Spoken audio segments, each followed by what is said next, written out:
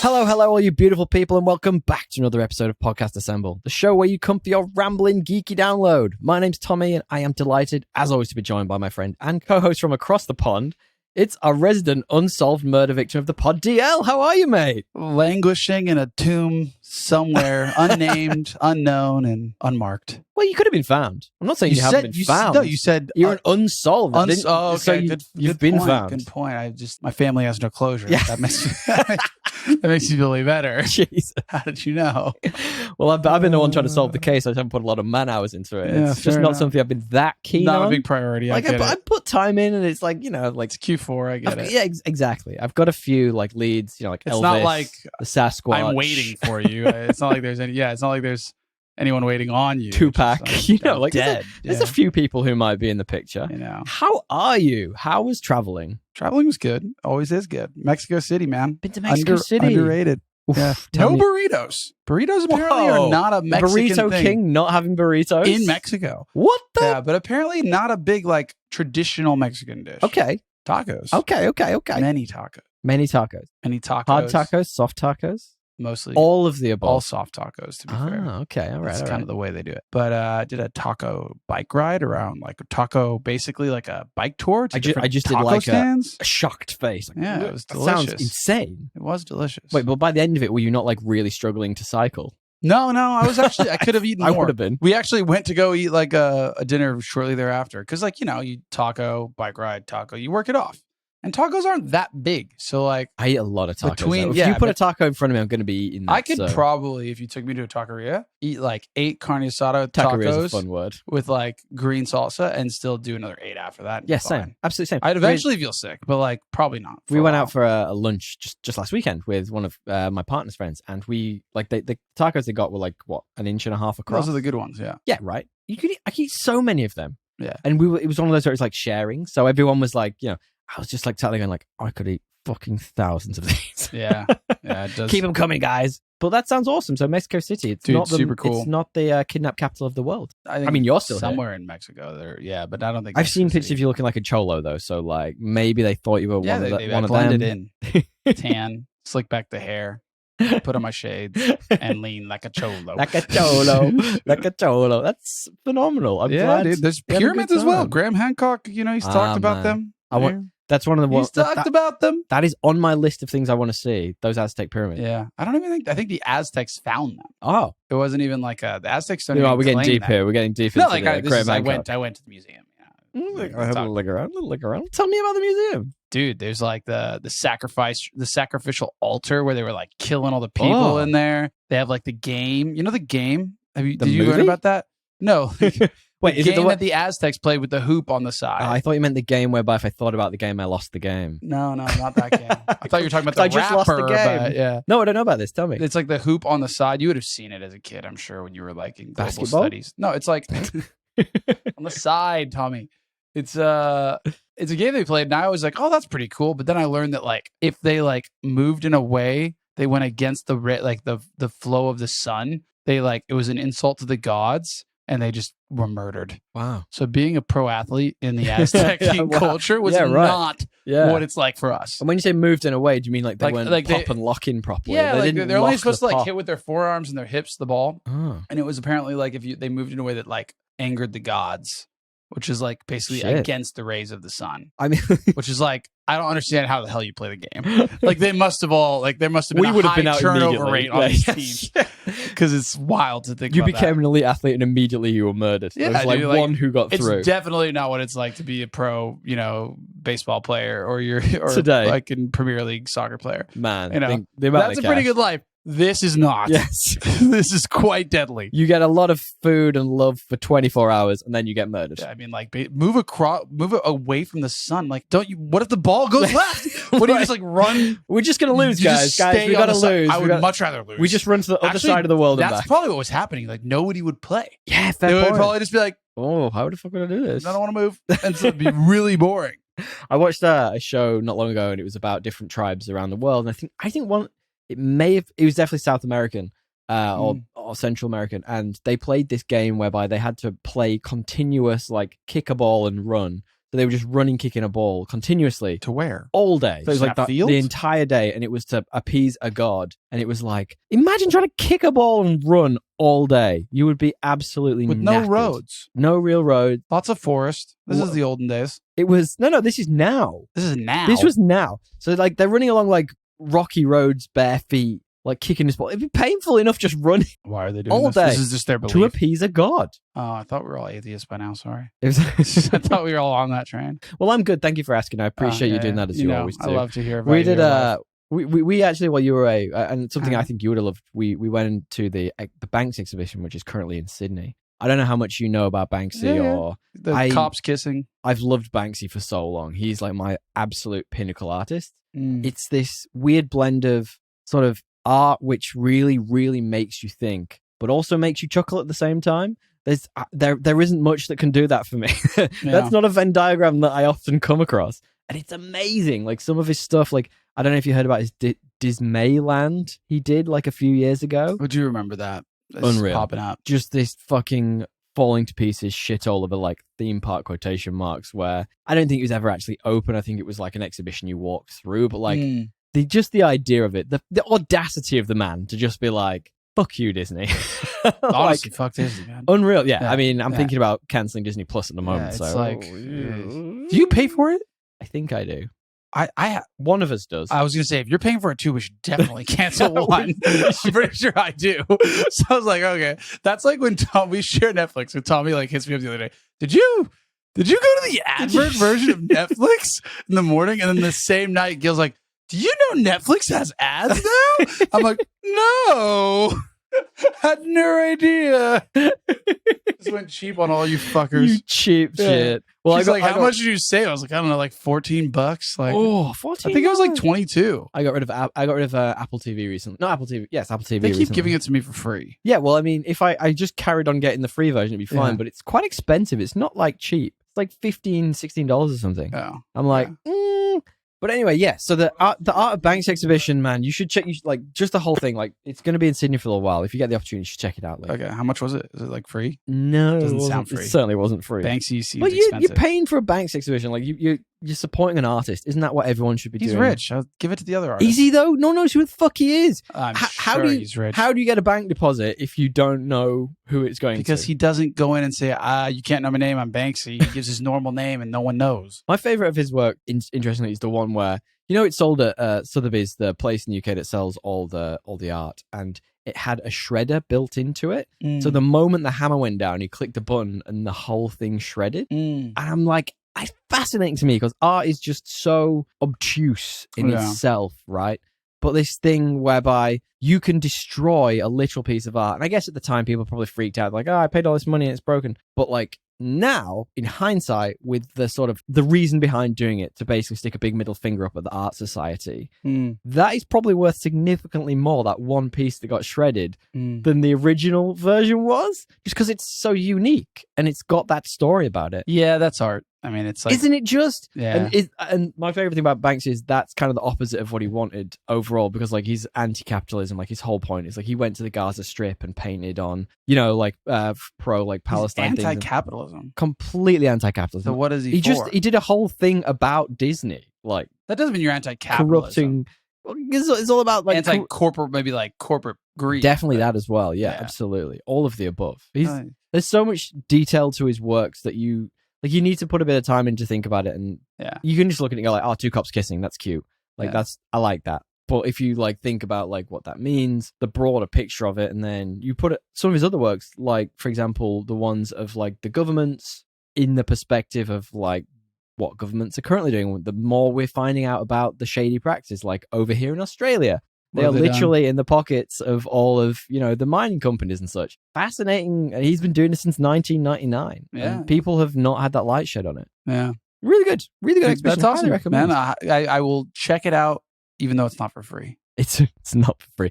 And neither is this podcast. Oh, it is. I'm being facetious. Guys, start a Patreon, yeah? You we'd love it if you could give us 5 stars. That would do us like the world of good. Like, I think it helps with algorithms. We're not really sure how they work. But if you want to skip around and not listen to us banter about our week, you can do. There will be time codes in the description, as always, supplied by friend of the show and editing master, Mr. Matthew Bliss. We will give you his details at the end of the show.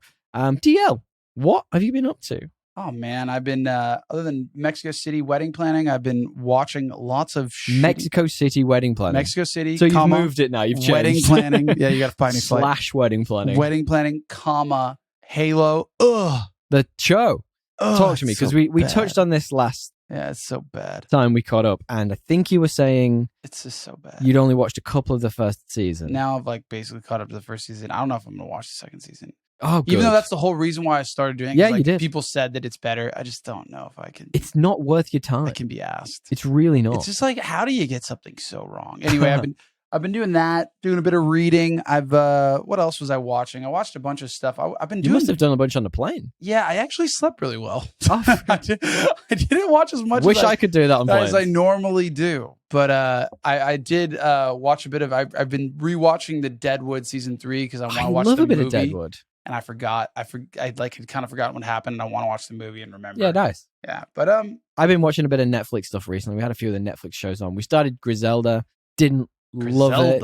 It's like a new. It's sort of by the guys. I've seen that. It's by the guys who. Yeah, it's the guys who did like Narcos and stuff. It's like a similar story. Like she's the only person that Pablo Escobar was ever scared of. We watched the first episode. It was fine. So we've not really watched it since. I did watch How to Become a Mob Boss. You know how I love all these weird shows, like How to Become a Dictator and all these random things. It's all dictated. It's all voiceovered by Peter Dinklage, who's doing his best to give the fewest shits you can possibly give. He does that a lot. I know, right? He was in one of the Portal. Was it the Portal games? He takes a lot of paychecks. He so does. Yeah, he's got a good voice for it though. Yeah, I mean, like I would. Yeah, same. And How to Become a Mob Boss was really good. I think we talked recently about, not Al Capone, what was the other one called? Gotti. I watched a show called Get Gotti, and it had a lot about him in it.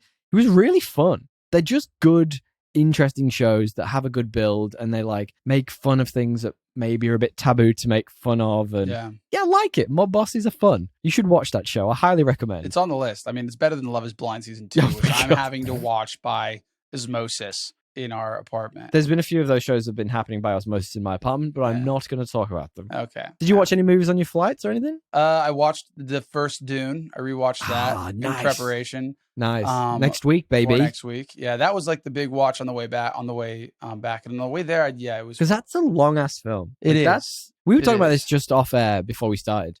That's a hard 2/3 of the film to get through the first 2/3. Like not in a bad way, not in like, but it's long. Like, it's very lingering. It's very Denis Villeneuve, you know, like... Denis Villeneuve. It's very Villeneuve. But it does have his, like, fingerprints all over it. It's auteurism, but not quite. Yeah, no, I enjoyed it. I did fall asleep. Oh. And then I started it and finished it. Get everything with guns in the air! I just remember it liking it more the first time, and I think it's because I've actually tried to rewatch it previously and again fell asleep because the first part is so slow. It's long. And I've read the books. And do you think Matthew McConaughey do that well? Get everything with guns in the air? No, I don't think he would do it as well. I really don't. Maybe, I'm sorry to say. Maybe he'd be a different person. Maybe he'd be a different character. You know what I did download, though? I downloaded Rebel Moon. I watched like 5 minutes on the flight. And it was like, why? No. Did I not strongly enough recommend not to do that? But it was kind of like, I kind of wanted to see it for myself, like, you know, in that way. So would you recommend rewatching the second third of the second half? I would recommend rewatching it for sure. It's more like I've just already seen it twice and had read the books and was like tired. So I just like I didn't finish it. But we did a really fun thing that I think you're gonna really like. We went to the outdoor cinema here, and I think I mentioned this to a friend of the show Reegs last week. Resident of the pod comes on very regularly. Check him out. He is at the Film Addicts podcast. If you like this nonsense, you will like their brand of nonsense. However, I think I mentioned it last week, but I can't remember if we went into it in depth. But we went to the outdoor cinema here in Sydney, which is a really beautiful sunset-y area. Yep. And we watched Iron Claw, which was it's actually on a couple of our lists. We might come back to it at some point. It's a movie that sort of snuck out under the radar. It's an A23 movie, you know. A23? Is that one before? It's an A24 movie. A24, yeah. I was like, huh? It's their younger brother who's not quite as good. Any good? I really enjoyed it. Now, don't go into that film if you want anything lighthearted. I don't know if you know the story of that family. God, another fucking depressing movie. Yeah, wow. Jesus, it's depressing. Christ alive. But also, and I think I said this maybe last week, but I am really distracted whenever Zac Efron's face is on screen now. Dude, same. I was just all telling you this times. off air. Like anytime he comes up on Instagram, I'm like, who is this Lego looking Right? motherfucker? The fuck is wrong Like with it's his just like it face? fucks with my head. Like it shouldn't look that way. Also, because you know he was so good looking, your brain's like, what happened to this poor soul? Right? Do you think he must have got peer pressured by his like agents and shit to like, I don't know, have a face something? I don't. He's definitely had his jaw changed. 100%. I mean, he said that it was like he almost died. It's just a lie. Did he? Yeah, he's publicly said like he fell and like shattered his jaw and it was like facial reconstruction surgery. But like, where's the scars? it's not that. Nah. It's like it's obviously filler. You can see with like other people that have had that same look. Like it Right. looks like. I mean, look, I'm not an expert. This is me just talking shit. This is Instagram Not that experts, Zac Efron baby. cares. Whatever. Obviously, he's doing fine. Point being, bummer because he was aging well, dude. Just let He it was a lie. beautiful man. Let it lie, bro. Just fucking deal with it. Yeah, banging on a trash can kind of shit. What was Yeah, he? he'll look as good as Matthew McConaughey when he's 45. Oh, Matthew McConaughey. Matthew They've all had McConaughey. work done. He's a great looking guy. They've all had work done. He's had his hair done. I He's love that. definitely had his hair done.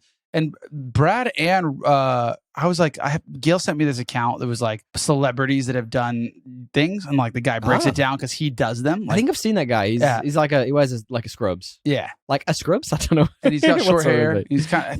He might be gay. He comes off a bit like I think he's gay. I mean, he's certainly flamboyant. Yeah, he's flamboyant. Yeah. Either way. But dude, you know the facelifts? They have to like literally cut. Yeah. Here and just like pull your. Did you not know that? I didn't know, and it's gnarly. It's really gnarly. Well, the other weird irony of de-aging in film is that they use the same technique just digitally. So they will literally like pull the skin back. It's so weird to watch. Not literally, because you can't do that. Of course, but like it's so weird to think about. Gross. Yeah, absolutely. Like, it's pretty like crazy to be like, yeah, just cut me open. Yeah, and just yank my pull skin it back. Yeah, just make me look like the cockroach from Men in Black. That's the look I'm going for. But it does, like, to be fair on Brad Pitt, it does look good. But like, you can imagine how that fucks up. Yeah, no, apparently, yeah, because you can see like a scar here, and he actually does look. But again, he was so good looking. Yeah, would have aged fine. I don't understand. What I mean? Yeah, right. Like we ate like all these Hollywood types. They're so good looking anyway. They have such great skin routines. Just let it be relaxed about it. I mean, that's like I think that like. Leo's one of the few that's not, and he's just slowly evolving into Jack Nicholson. Yes, he really is. It's like pretty cool because I like both those actors. I'm like, this is pretty awesome. He's hardcore Hollywood. You know what I mean? In that way, Absolutely. Like he's like, fuck it, I'm going down like Jack. I'm just gonna be on this ugly, greasy old man. Yeah. Have you seen the videos from quite recently where he's just doing bumps, like wherever? I don't think that's real. I think it was at the Super Bowl, and people made it out. People just want it to be. There was some before that. He's very quoted as saying like, I've never done cocaine. I do not believe that for a second. He's so adamant about it that I might believe it. Not for a second. I'm sorry. Like, say what you want. Yeah. Well, anyway, fun thing that we might do in the future, we might need to come back to. So, friend of the show, Matt. Thank you for sharing this with this friend of the show, Matt. I thought I'd call this out because we always say we will, and I always forget. But he shared with us a piece of news which has come out recently, which could even be, I mean, it kind of is. We kind of have an anthology about reboots or rebootuations of things from when we were growing up and whatnot. That's a fact. So, do you remember the film Naked Gun by any chance? God, why does that sound so familiar? It's a fantastic parody of all of the buddy cop movies at the time. It's got a bunch of awesome action. Leslie Nielsen's in it. It is just like absolute primo. Like it's one of the funniest movies I've ever seen. But apparently there is a reboot in the works with who's my favorite actor, DL? Your favorite actor ever? No, my least favorite actor. Who would I? Liam Neeson. With Liam Neeson. And I would rather shoot myself in the face than watch Liam Neeson degrade one of my all-time favorite movies. Well, I guess if you like that, but I think Liam Neeson could pull off comedy. I don't care. But maybe not this one for He's you. Dead to me. I just do feel as if like that's an untapped realm for him. Why pick one of my favorite movies? No, because he just hates do it with some piece of shit. He fucking hates. He hates me. He's found out. He's heard us on the internet. It's like, I'd fucking kill that kid. I'd kill his career. I don't know why he's that kind of Irish. He's that kind of Irish apparently, but he is absolutely. Thank you for sharing that, friend of the show, Matt. We really appreciate it, and we like to share things when you do. So if you guys have done anything that you recommend we should do or even talk about, feel free to hit us up. You can find us at podcastassemble on Instagram or thepodcastassemble@gmail.com. Wherever you social stuff and www.podcastassemble.com. You can find our details on there. You can send us stuff. We'll call you out. We love it when you do. DL. Yes. Do you want to preface our main topic for this week? It's the main topic theme. Our main topic this week is the one, the only. Well, not really the one, the only. Well, no, there's it's the 4 fourth. seasons of it. And honestly, every season is about the same thing. A mysterious crime. A mysterious crime. Whodunit. Murder, baby. With maybe a bit of supernatural. But is there not? True Detective season 4. I think it's called Country. like Night Crawlers Night or Country. Night. Okay. I knew it was Night Country. Night Night Country, which was a quick one. Actually, Well, it was a season. 6. we're Was gonna it? talk It about was it. 6 episodes. It was 6 It's episodes. barely a season. I mean, it's a season these Barely days. a season. They were all about an hour long. Get It's it? 6 hours of my life. I get it, but that is short. So we're going to just do full spoilers for this because I honestly, I don't know if I've got it in me to do non-spoilers. So let's do a stupid plot summary. You got one of them? Do I? Time is a flat circle jerk, and this Force Awakens of the True Detective universe. It's like someone made a really good standalone Star Wars flick, but couldn't help themselves and threw in a couple C-3PO side stories. Brilliant. I appreciate that a lot. It's I appreciate fucking that a lot. facts. I had so little interest in this that mine is just how to solve a case without any evidence. Which is literally the through line of this whole Oh, show. no, they found the murder weapon. Did they? Oh, yeah, they did They find didn't the murder DNA weapon. test it, No, they but didn't do they anything found with it. they found It was clearly very clean, Yeah. so I don't think you can really class that. There's no DNA on there. I mean, they could have cleaned it, yeah. So this is the 4th season, of course, as DL pointed out, and it has the dubious... By the way, stupid plot summaries came from us not knowing how to quickly, succinctly talk about TV shows. So I'm Yes. glad that it's one of my favorite parts of the show. Yes. It makes me laugh every time. This has the dubious honor of attempting to be a true detective follow-up without having Nick Pizzolatto at the helm. So he is the chap who wrote and directed wrote and helped direct some of the first season. He was a producer on it. He has been pretty much a writer and executive producer all the way through till now. So this was written and directed by Issa Lopez. It had Jodie Foster as Liz Danvers. Not Carol Danvers, that's Captain Marvel. It had Callie Reese as Navarro, Fiona Shaw, who I really like as Rose. It has Finn Burnett as... You found the son's name earlier. I can't remember what his name is. Pete Pryor. Pete Pryor. I really like Josh Hawkins, who's his father, who's Hank Pryor. It's got Christopher Eccleston, who is Doctor who I absolutely love, looking incredibly different. Just want to shout out before we start talking about this and I start saying mean things about it. I really liked how diverse the cast was in this. And apparently they worked really closely with, native Alaskans to make sure that their stories were told properly. And I think that really resonated with me. And that's one of my favorite things about this. But that's about where it ends. Really? You didn't like it that much? It was all right. Do you want to talk about the plot? Kind of what's I mean, I guess like the plot is really like all true detectives. We get, a mysterious crime that has it's got unsolved murder. It's an unsolved murder that we're following, right? And it's, Detective Navarro is pretty confident that it links back to a old case of hers that's unsolved. And a bunch of mining stuff. Largely because of a tongue that was left at the crime scene, which ends up, we do find out linking to the other murder. But the net is a bunch of space scientific sciencey nerdy guys, researchers in an Antarctic state or an Alaskan station are just found all dead in the middle of the snow with like really mysterious injuries. How did they get there? We still don't know why they had those injuries, but that's beside the point. One of the unfinished plot threads. How'd they get there? What happened? And, this is all set in a town where 50% of the population is employed by a mining company. Yep. So the mine has a lot of power over the town, obviously, because of that. And the other half of the town want the mine to shut down. The other half of the town is native. I think the native indigenous tribe is called the Innu. What are they called? It's actually a fake town. The town was actually made up for this show, which I find really interesting. But the thing I find really interesting about the setting of this, and I think we're going to talk a bit more about this in sort of like the world building such, but like pitch black the whole time. It's one of those towns that's in night for like days and days and days on end. Starts with the last day of and ends with the ending. And I really like that. I think it's interesting. The interesting things I found about this, I'm going to rattle a few off the top here. I really like the Lovecraftian elements to this. I think they tried to bring back some of the stuff from the first series in that respect. There's a lot of interesting symbolism in this. There's a lot of motifs. There's a lot of good motifs. There's a lot of good motifs. That tie to the character. A lot of which were stolen from the first season and done significantly worse in this season. But I did kind of like the mystery surrounding the death of Annie Kay, who's the central mystery of this, which brings Navarro back. I find the fact there's these weird supernatural things kind of happening.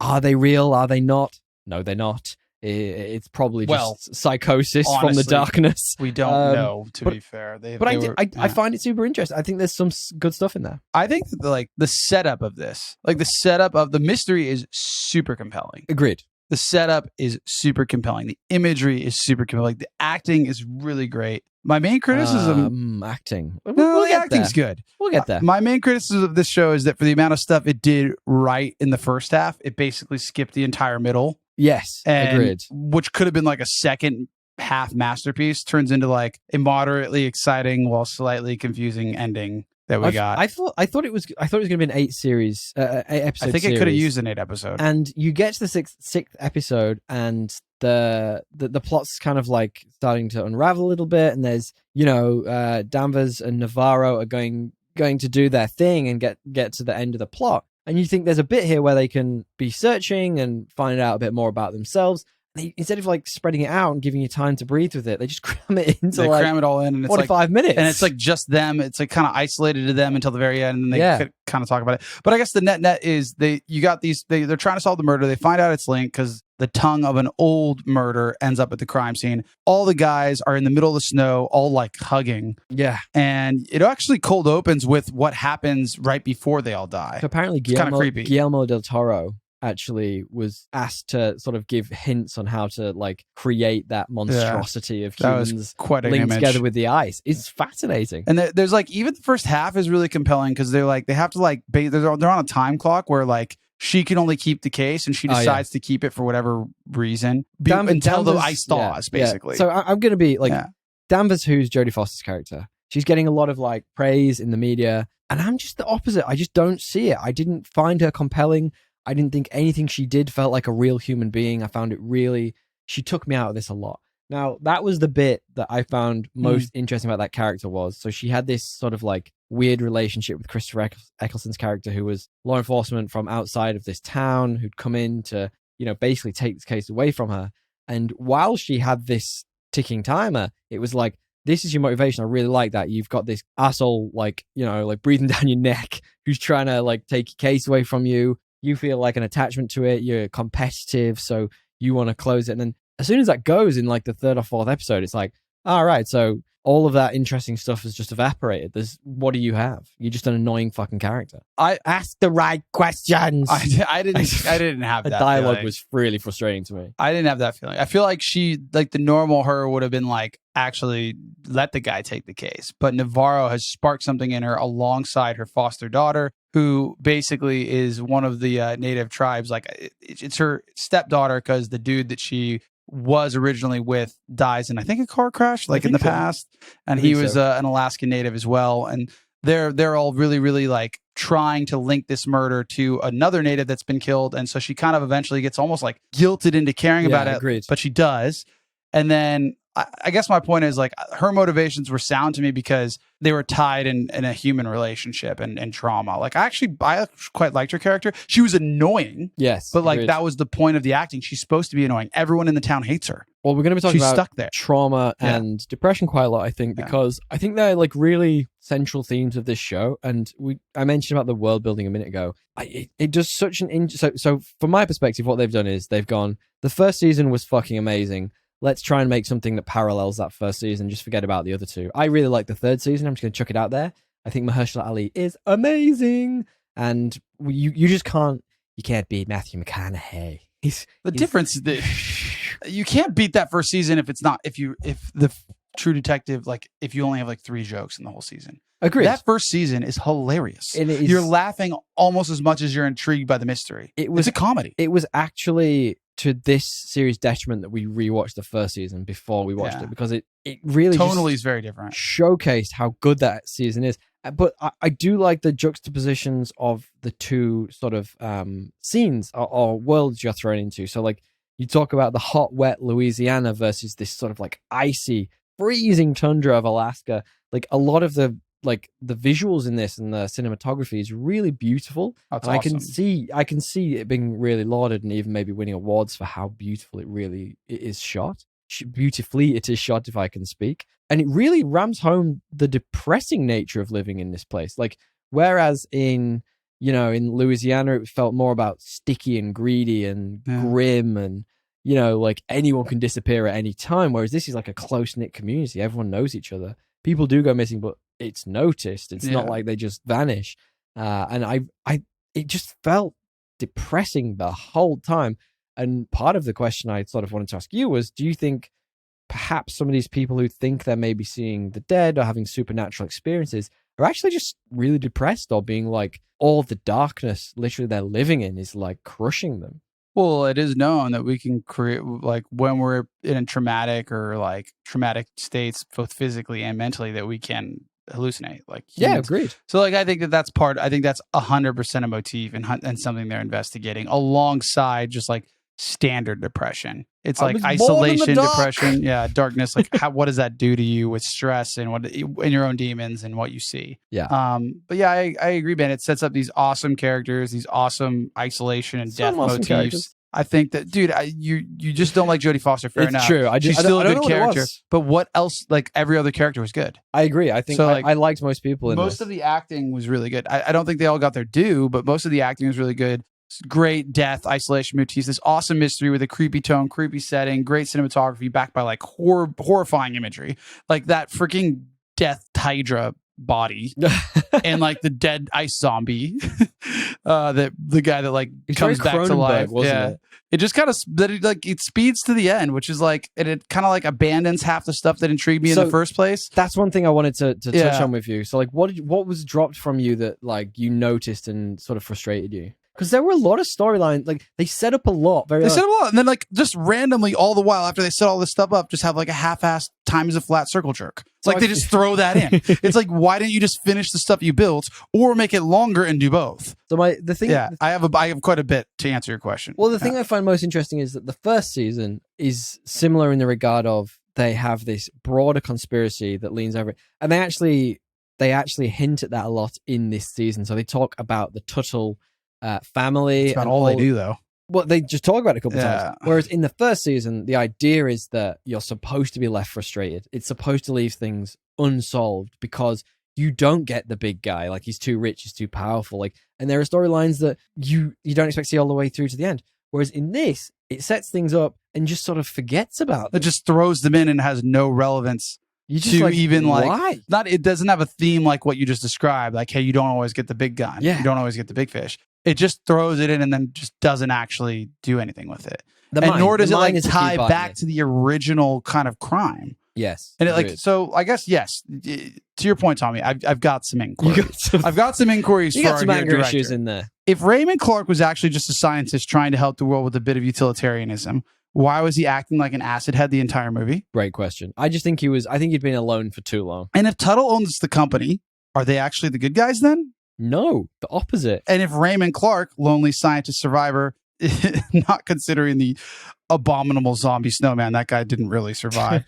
If he wasn't a drugged Reggie Ledoux acolyte, why did he act like he had half a brain the entire movie? Great questions. Great questions. Furthermore, what happened to angry fish hut dude with a shotgun? And why was he so angry? I'd love to know why he was so angry. And is time a flat circle, or does it just mark thin ice crevices? And if so, what's so cool about a tattoo of a general Alaskan warning sign indicating thin ice?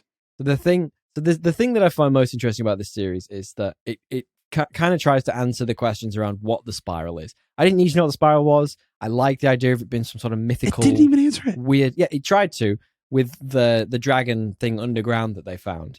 So what they found was that the Salal mining company were pumping a bunch of toxic everything into the environment, poisoning the water, heating up the environment. What they found was that the people in the science lab were actually encouraging them to do so because the more they melted the ice, the more they could get at this ancient creature and try and use its properties to try and solve humanity's problems. It wasn't a problems. creature. It was just... Yeah, it was like a snake thing. It was just like an amoeba. Whatever it was. But they believed, that doesn't answer the...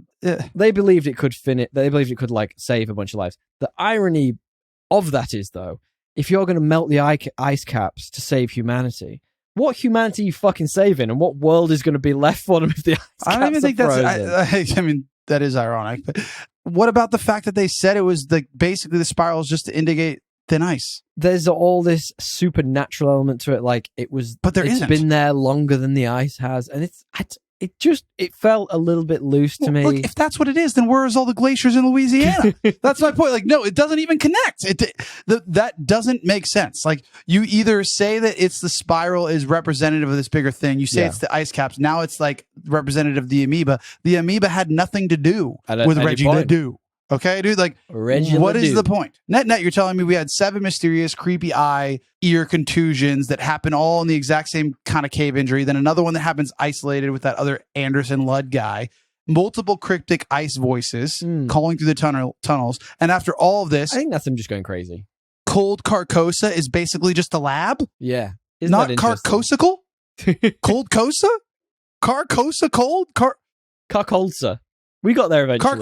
Carcolsa. We got there eventually. That's not even exist. It's just literally a hazard sign. That's what the spiral is. That's what they ruined the first season with this. They had a good opportunity to integrate the first season and they fucking ruined it. So the thing that I actually found most compelling about this show was when they toned down all of this supernatural crap that didn't need to really be there. And I get it. It was a distraction and it was making Navarro, who was very, very clearly had psychological problems. That stuff was even different than the Carcosa stuff. No, and I get it. Yeah. The thing that most interested me, and usually would in this type of thing, is the relationships and the people in it and how they all reacted to each other. And a lot of that was really great. Like the Hank Pryor and his son was a microcosm of what was going on in Ennis. The fact that they were turning a blind eye to everything that was happening, and he wanted to be police chief so bad that he was happy to let them poison the water and cause stillbirths and all this stuff. All of that was really interesting. I think they just went a bit too far with the supernatural stuff, and it was distracting. It wasn't of like an interest anymore. It was like,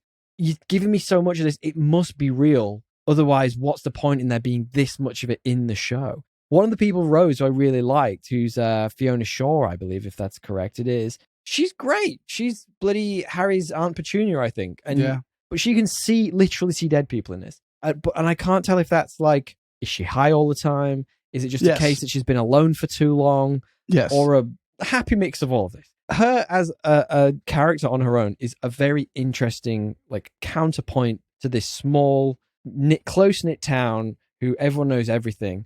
And I just don't think they quite got the balance right of this weird supernatural mystic stuff. They definitely didn't get the balance right. It was like too condensed. That needed to be over a longer season if you're going to do that much of it. Yeah. And I think it needed to like have a stronger point. Yeah. You know I completely agree. And be more isolated to one character. They kind of like muddled it, having it be like Navarro, but also this other lady. They're like, oh, but it could be mental health. Or it's just, some people can see this stuff. Like I didn't quite... I would have liked it more to be like let's investigate what isolation does to your brain. Right. 100%. And that makes trauma, more which sense. like they kind of like do, but then don't. Because they like tie it to the plot. Like they make it so that like she finds the body because she follows the dead guy. Right. You know what I mean? Yeah. It's like too coincidental for that not to be a ghost. Like I find the idea, right, and if you strip some of that out, right, and you say, okay, so the Salal mine, it's poisoning the water. It's heating the ice caps. Bad. Got that. Okay, cool. But if you get the point whereby maybe people are hallucinating because the water's been poisoned, or we have some sort of, something that eventuates from that idea. Could be interesting. Great. But none of that is explored. They don't even like seed that. They don't even give you like a little seedling to like say, oh, they actually were just being subtle about it. It's just like we're extrapolating. There is just this side of this town which feels supernatural. And the two really clash for me. Like Hank and his son, the two cops. That really interesting. Really good. I love dynamic. That storyline. Yeah. Liked everything that was going on there. The fact that Danvers' daughter, Jodie Foster's daughter, wanted to go and stay with the young family. Wants to stay with Pete's family. That's just interesting and makes sense. If you have these like close-knit relationships in a town with isolation, and the fact that they're being poisoned, and the fact that everyone is suspicious of everything else, layer over like a real subtle amount of this supernatural stuff. I think it's really compelling. I think the supernatural stuff is super compelling as the way you described it, especially if you like tie it to trauma in a way where like with Navarro and whatever her name is, it's a bit of trauma. It's a bit of like isolationism. And then you see what happens with Pete. Yeah. And maybe later in the season, a door shuts and he thinks he sees something, but it's because he kills his dad. Spoilers. I really like that ends with him. Now he's in this, he's had trauma. He's got to wear this. And it becomes like a motif for trauma and darkness and isolation of Alaska. Like that would have been a real full circle bow. And even instead, it's just been trapped. Yeah. The main suspect just goes, time is a flat circle. And you're just like, why? How do you know? Dude, you're just an Arctic researcher that has nothing to do with Ledoux. Like, it's just distracting, dude. Anyway. I completely agree. I think there's good stuff in this. Yeah. No, it's above average. It's above average. It's all right. It's above average. It's the third best season of True Detective. I mean, out of 4. Out of 4. It is third. And it is, it is third. Not saying a lot. But it's above average. Would you say, like, it's better than Aquaman? It's all right. We'll get there. We'll get there. Yeah, we'll get there. So one of the characters I actually really liked was Danvers' daughter. Now, she was right the whole time. Like, she's this young, rebellious teenager. Was kind of a bitch to her. And for no reason. Yeah, I agree. Mother. I needed a little bit more of, like, a reason why Danvers was such a bitch. And the thing I liked about her was she stuck to her convictions the whole time. She was a fucking idiot. Like, nothing she did was right, but because she was trying to rebel. No, whatever. And she was cool. And she wanted to be part of the solution. And I really liked that about her. I wanted more of her. She was so interesting. And she, like, in the second half of the season, she just got sidetracked after she got there would have been more, like, 8 episodes, you find something else for her to do. That ideally ties into the plot. She could have found the ice holes or whatever, like, trying to find out what Solar Mine's doing to it. Like, give her more to do. I agree. She was a really interesting character.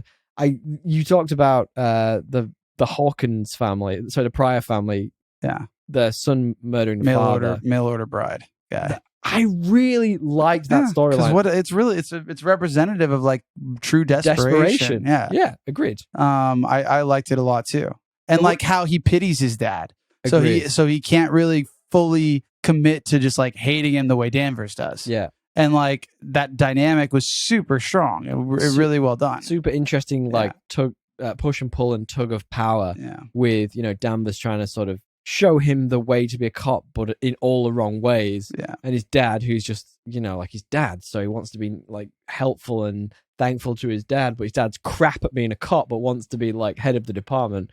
That's what I wanted more of. Like, throwing like I don't know, like the odd supernatural thing, but it, like, for me, it just didn't quite hit. I wanted to call out one other character in this who I genuinely really, really liked, and it was Kavik. I'm not sure I'm saying that right. Qavvik. Kavik. It's the one that Navarro was just randomly sleeping with. That guy is just a gentle giant, dude. I love that guy. Should we all be so lucky to have a partner like him, dude? What a legend. Yeah. Absolute great bloke. Yeah. Helps her out all the time. She steals his fucking toothbrush. She is just, like, really taking him for granted. Big time. Yeah. Big time. And I think, so the thing I find most frustrating about this series for me, and the supernatural elements really add to this, is the pacing. Like, it meanders at times.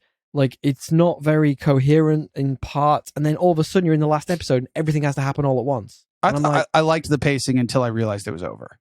Does that make sense? Until I realized it was a 6-season episode, and I was like, what the hell? If it was going to be that for 8 episodes, it would make sense.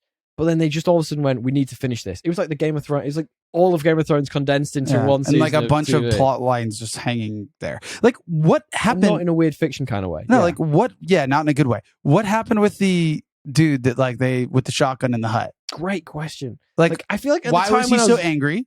Why did he leave a rock indicating, a crevasse? If it just means it's a crevasse, what was his connection to the fucking dudes? It just kind of felt like it was added for the sake of being added, just a distraction for the characters to fill some time. Why did they get the tattoos? Who? The two chick, like the chick and him, the spiral tattoo. Why don't we get an explanation for why they have the same tattoo? You know what I find really interesting? And why is she hiding him? The problem here is that Annie K dreamt the spiral. And this is where, for me, it tips into that, what are we doing here territory? Like, what, like, if it was some sort of thing around, like, she'd been down to the cave, she'd seen what the guys were doing, and she was trying to spread the word by it being, like, significant. Or she was drugged, and like there's it feels like there's just 2 episodes missing that ties the plot of, like, all the heady spiral stuff, because, like, there's the supernatural stuff that's tied to trauma, which is pretty, like, pointed, and you know what they're trying to do. Yeah. Then there's supernatural stuff that's tied to, like, the injuries of all these people that still doesn't get explained. Of course. and the spiral and the history of the Tuttles and all that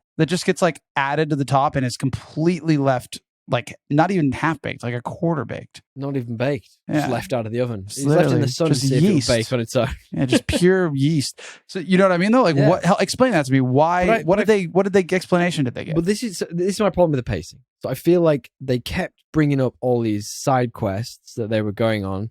They're finding the guy with the shotgun. They were finding this, and like, and he leaves a stone. barely any of them connect the story together. And you're like, oh, were they just doing that because it was interesting? Like, I'm sure, like, if you could be asked putting the time in, you could go like, oh, this is his connection. But I'm not the guy from Always Sunny in Philadelphia. No, you I don't have a board of fucking shit, like strip rope, like tagging everything together. I'm There's like, so much they could have done. help me out a little bit. There's so much they could have done, and it could have made like I don't even want to like do it. I'm not going to write the show, but point being, Write the show. They didn't do enough, and it was because of that it suffered. You know what I do Agreed. know?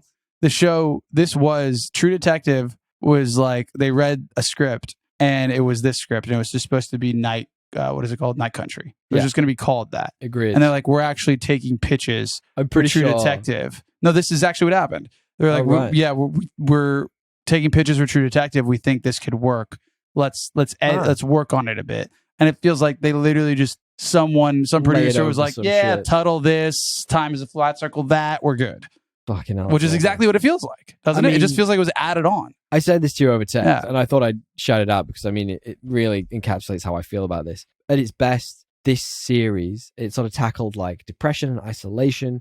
It had some really interesting themes, but its worst, it felt like an appropriation of something fucking smashed together with some references from True Detective, and it just didn't work for me. Yeah. Like I'd be great if they came up with an interesting story that had, you know, some tied back. some of these references to tie back, but don't just like appropriate shit and be like, They kind of did the worst thing you could have done. right? And it was just nonsense. So the show, what we find out, the bigger mystery here is that Annie Kay, she was actually murdered by the guys in the lab, who we find out were actually then the revenge was taken on them by the ghosts of the town, the women of the city, the ones who are literally, you know, the locals who do their cleaning and clean the lab, and found out what happened by just being there and in the vicinity and, you know, doing their own detective work, which is more than fucking Danvers does.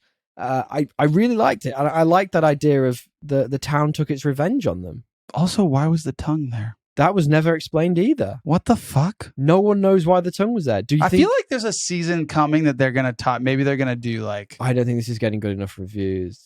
I think it's already been greenlit. Has it? I'm pretty sure the season 5 with the same director has been greenlit. Oh, why? Oh, please no. Well, that's the only redeeming thing is like maybe they're gonna like the next one is gonna play in and tie to some of the open ended. That's wishful thinking. I'm just going to give a couple of quick things that tie back to the first season. Then, so the recurring symbolism, so like the spiral, one we've talked about Tuttles. a lot.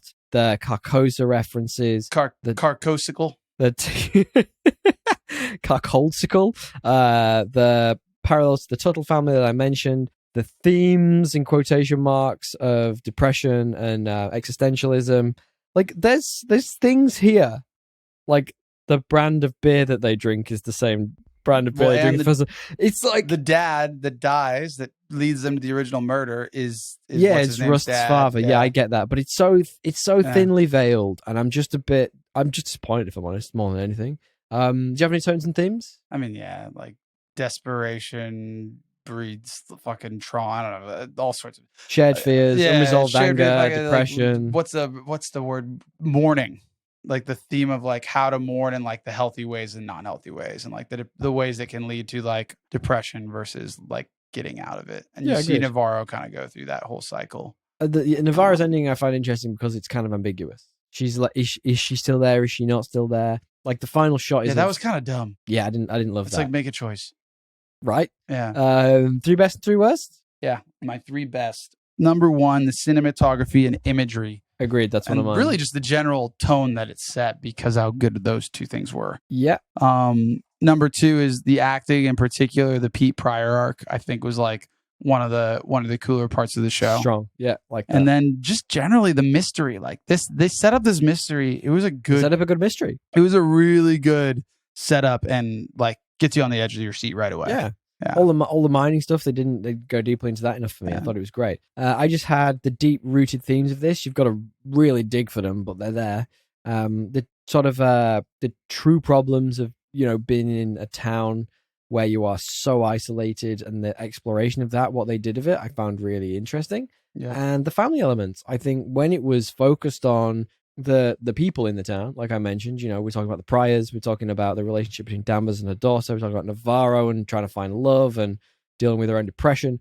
Those elements really worked. It was just when you flipped it and you got these weird supernatural shit that did too much of them, didn't really fit. I was like, when it fall down for me. Yeah. Worst? Yeah, the half-assed connection to season 1, obviously. Yeah, that's my first one too. The abandoned plot lines, and then the length. It just should have been longer if you're going to... I feel like they either should have cut the ties to the other one completely, and it could have been 6 episodes, and it's fine. Yeah. I still would have liked a little bit more closure with the Pete Pryor storyline. I think you just needed 2 more episodes to explore what they're doing in the ice. What they're doing in the ice. A couple more like red herrings, a little investigation, a better corpsicle. Yes, agreed. I just had the first one. I agreed with you.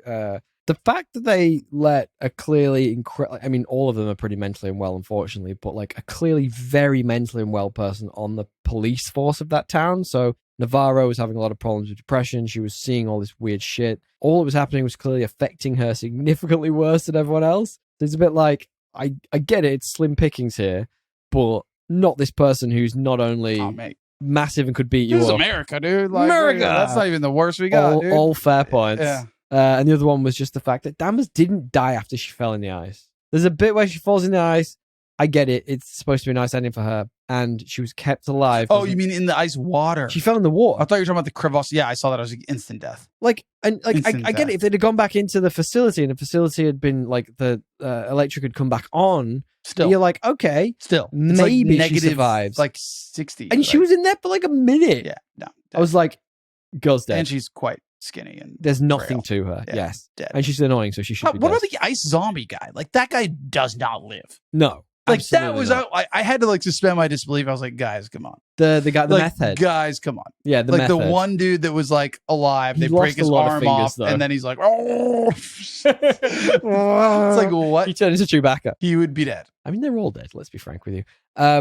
Let's do a bit of critical reception then. So, can you guess me the current IMDb score for this? I feel like it got a worse rap than it should have. I'm gonna say 6.8. Actually, 8.9. So IMDb has been very flattering to this right now. That's not true. That's what it was when I was checking just 2 days ago. 8.9 is probably True Detective as a whole. That's what I found for the 4th season. Yeah. Really? Yeah. Can you guess me the Rotten Tomatoes score? Percentage? 72. Oh, it's 78. So, like, in theory, like, people seem to be liking this a fair amount, but my favorite, the all users score, which is Letterboxd, which is always 3.7. Can you guess me what it is? This is a 3. It's a 3.5. So, like, it's not done badly across the board. Like, I don't understand. Like, I'm in the season 4 in IMDb, and it's like first episode 7.2, second episode 6.9, 6.4, 6.2, 7.54. So I'm wondering, maybe those are just user reviews. But you're right. People do seem to like it. Although it's getting a lot of critical attention right now. There are like there's like a fanboy crew of the season 1 that like hate it. That's me. Yeah, I really don't like it. You are like season 1. I'm just not that vocal on the internet yet. Children. Oh, it's coming. All right, then quickly then. Yeah. What is our rating system? The only rating system that really matters. Is it better or worse than the most average movie we can think of, which is Aquaman 2018, baby? It's got to be above. It's above average. It's still above average. I enjoyed every episode. I loved watching it. It just wasn't as good as it could have been. It's very Planet of the Apes in that way.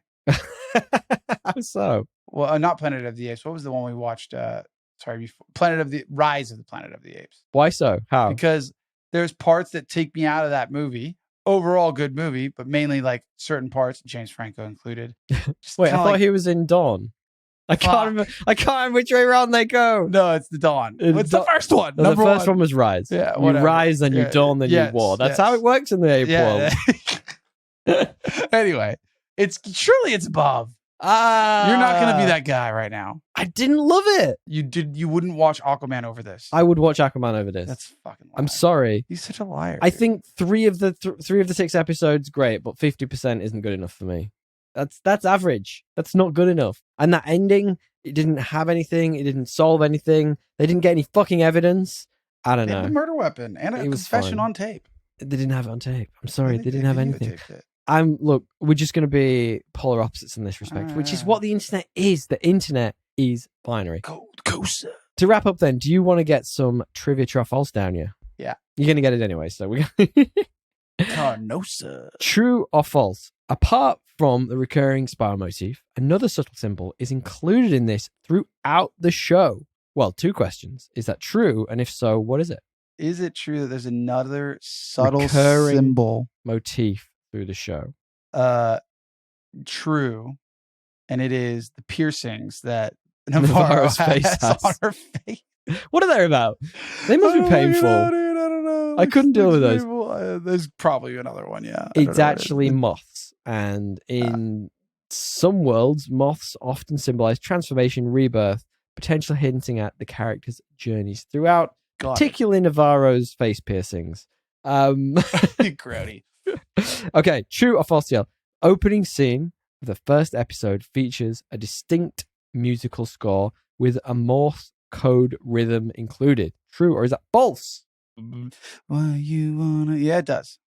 It is true. And decoding the rhythm reveals the phrase "Carcosa burns again." Ironically, because there was no burning in this. Cosa is not on fire. Right? It's cold. Cold, Jerry. Cold Cosa. Ow. Look, it's another reference to Rust and his dark pronunciations throughout the show. Yeah, sure, fine. Finally then, this season marked Jodie Foster's first ever television role. True or is that false? False.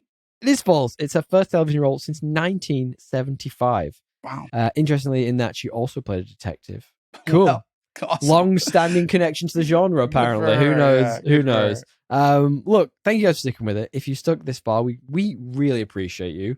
And even if you didn't, we appreciate you too for starting the episode and giving us that download in the first place. Yeah, we appreciate it. DL, where can they find us? Thepodcastassemble@gmail.com or podcastassemble on Instagram, or we have a website, Podcastassemble. www.podcastassemble.com. Yeah. That one. It's right there. That's how it works. It's not like one of those .ios. No. We're paying for .com. It's like I am. We're paying top dollar for that .com. I can promise you that. Yeah, and beyond that, man, 5 stars.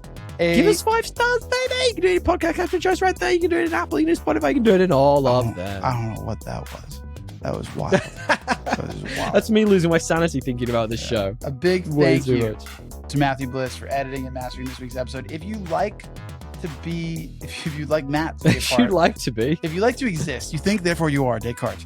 Fair. If you'd like Matt to be a part of your podcasting crew, Timo, Boyo, get in touch on business@mbpod.com or head to mbpod.com to find out more about his service. Should someone check him out? He is a master. Yeah, he's the man. The podcast. Back once again with the podcast master. We're doing this again. We're back here. MBPod. Matthew McConaughey's coming back. He's back, baby. MBPod. Well, thank you all for sticking with it. We really appreciate it. We do. DL? Until next time. Gotta go, sir. Tally-ho, baby!